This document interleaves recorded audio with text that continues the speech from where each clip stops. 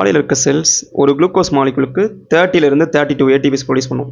இந்த ATP produce ஆகிறதுன்ற process ஒரு 4 stages நடக்கும். இந்த ஸ்டேஜஸ் என்னென்னு பார்ப்போம்.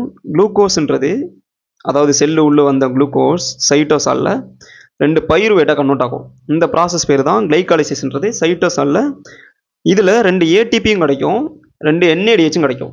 நெக்ஸ்ட்டு இந்த 2 பைருவேட்டுன்றது 2 அசிட்டில் கோயாவாக கன்வெர்ட் ஆகும். இந்த ப்ராசஸில் 2 CO2 கிடச்சிருக்கும், 2 என்ஏடிஹெச்சும் கிடைக்கும். இந்த ப்ராசஸ் பேர் பைருவேட் ஆக்சிடேஷன்றது. இது எங்கே நடக்குது? மைட்டோகாண்ட்ரியல் மேட்ரிக்ஸில்.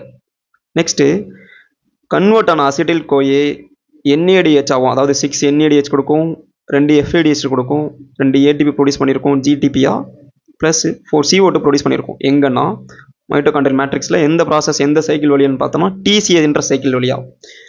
நெக்ஸ்ட்டு இந்த 6 என்ஏடிஹெச் எஃப்ஏடிஹெச் மேலே ப்ரொடியூஸ் ஆன என்ஏடிஹெச் எஃப்ஏடிஹெச்லாம் எங்கே போகும்னா எலக்ட்ரான் டிரான்ஸ்போர்ட் வழியாகவும் ஏடிபி சிந்தேஸ் வழியாகவும் 26லேருந்து 28 ஏடிபி ப்ரொடியூஸ் பண்ணும். டோட்டலாக பார்த்தோம்னா இதெல்லாம் சேர்த்து நமக்கு 30லேருந்து 32 ஏடிபி கிடைக்கும். இது வந்து அவுட்லைன் மட்டும்தான். நெக்ஸ்ட் வீடியோவில் கிளைகாலிசிஸ் ஃபுல்லாக பிரேக் டவுன் பண்ணுவோம். அடுத்து பார்ட் 2ல் பார்ப்போம்.